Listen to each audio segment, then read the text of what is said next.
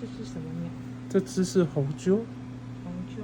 嘿，是大概90克左右。幼体的话，其实长到55，其实算那个，它其实算偏小只啊，但还没长大。树囊有点食物，所以其实青鸟应该是还有在照顾。它这个其实应该是正在学飞的个体。